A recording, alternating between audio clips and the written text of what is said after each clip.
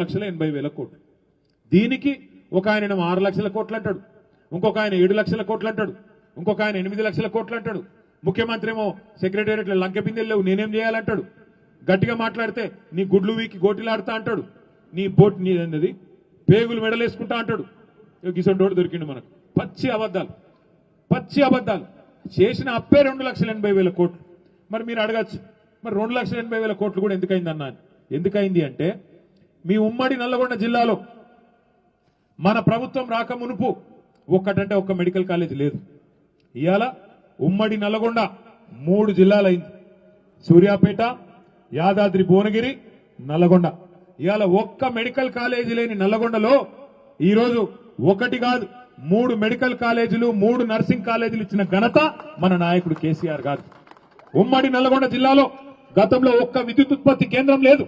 ఇవాళ మీరు నల్లగొండ జిల్లా దామెరచెర్లకు పోతే దక్షిణ భారతదేశంలో కాదు భారతదేశంలోనే అతి పెద్దదైన ఒక అల్ట్రా మెగా పవర్ ప్లాంట్ పెట్టి అక్కడ దబ్బన గోదావరిలో ఏమన్నా కింద మీద అయినా మనకి ఇక్కడి నుంచి విద్యుత్ అందించేందుకు 4,000 మెగావాట్లు, 4,000 కదా, ఎన్ని వేల కోట్లది,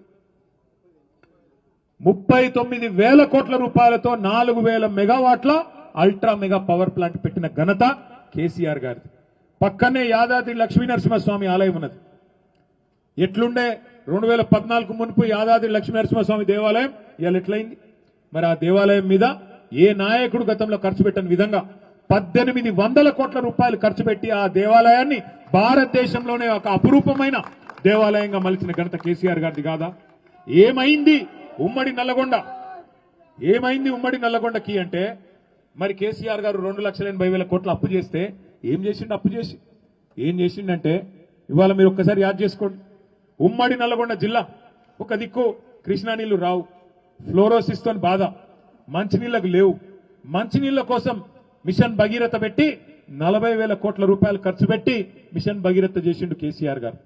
కాళేశ్వరం ప్రాజెక్టు ద్వారా ఈ ప్రాంతం ఆలేరు గాని, భువనగిరి గాని, అట్లాగే పక్కనే ఉండే జనగామ గాని, ఈ అన్ని ఏరియాలకు తుంగతుర్తి గాని, కిందికి సూర్యాపేట, కోదాడ, అట్లాగే మన కింది దాకా గోదావరి నీళ్లను తీసుకొచ్చి ఒక 93,000 కోట్లు ఖర్చు పెట్టి కాళేశ్వరంలో మరి వాళ్ళ 45 లక్షల ఎకరాలకు నీళ్లు ఇచ్చిండు కేసీఆర్.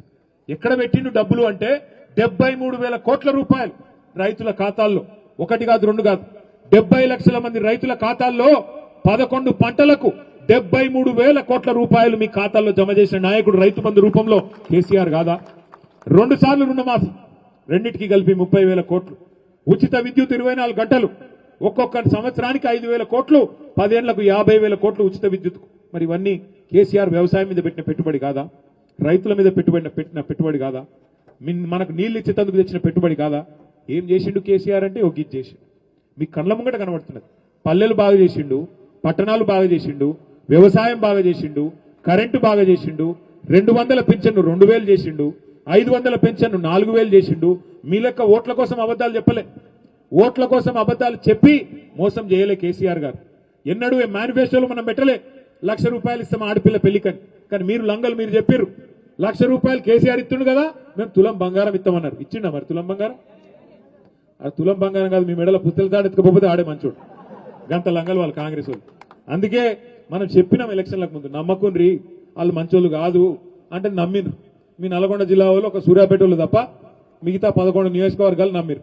ఇలా నమ్మినాక ఇవాళ అర్థమవుతుంది మెల్లగా అయ్యో తప్పైపాయ్, ఎంత పని చేస్తేమి, తినే పళ్ళంలా మన్ను పోసుకుంటేమి, పాలిచ్చే బర్రెను పక్కకు పెడితేమి, తన్నే దున్నపోతుని తెచ్చుకుంటేమి, ఎంత పని అయిపోయారా బాబు అని బాధపడుతున్నాం. కానీ ఒకటి మాత్రం వాస్తవం, సర్పంచ్ ఎలక్షన్లలోనే ఆ మార్పు కనబడుతున్నది.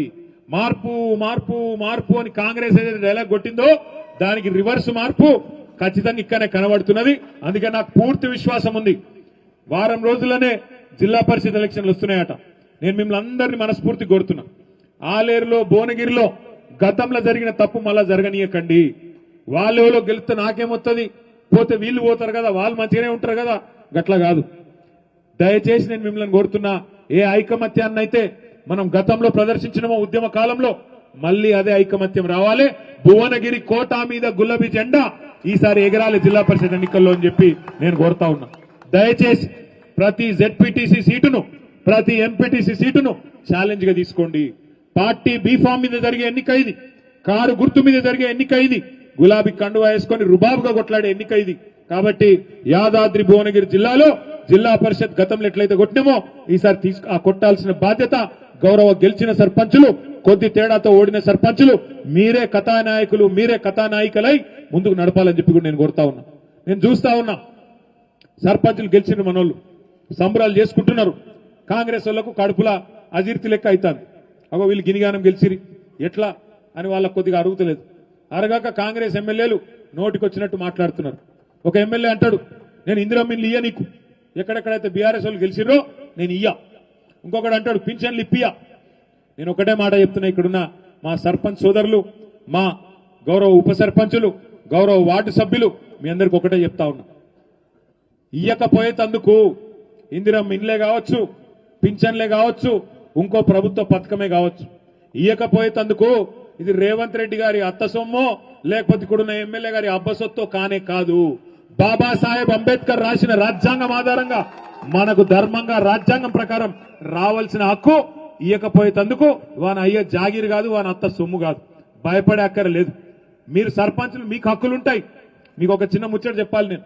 ఏంది అంటే భారతదేశంలో మనకు నిజంగా చెప్పాలంటే 5 అంచెల్లో ప్రభుత్వాలు ఉంటాయి. పైన కేంద్ర ప్రభుత్వం ఉంటుంది, ఢిల్లీలో ప్రధానమంత్రి గారు, ఎంపీలు, కేంద్ర